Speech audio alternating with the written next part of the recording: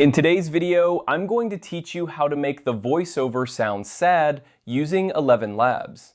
Whether you're creating an emotional podcast, a dramatic video, or simply exploring the wide range of vocal expressions available, this guide will help you achieve the perfect sad tone for your project. First, you need to head over to your ElevenLabs homepage. Once you're there, you'll want to locate and click on the text-to-speech option.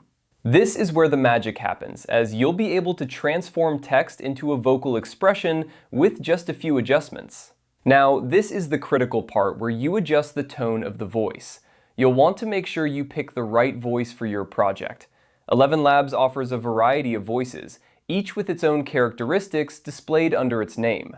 This helps you ensure that the voice you choose aligns perfectly with the mood you're aiming to convey.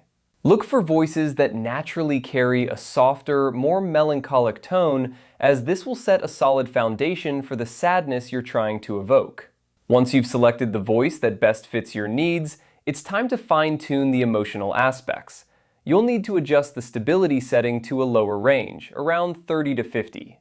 Lowering the stability makes the voice sound less robotic and more human, which is crucial for conveying emotions like sadness. After that, you'll want to slightly increase the style exaggeration.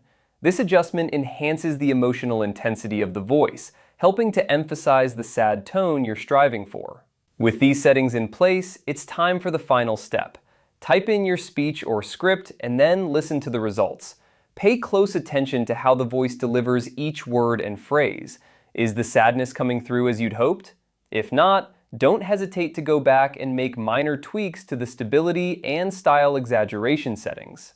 Sometimes, even a small adjustment can make a significant difference in achieving the desired emotional impact.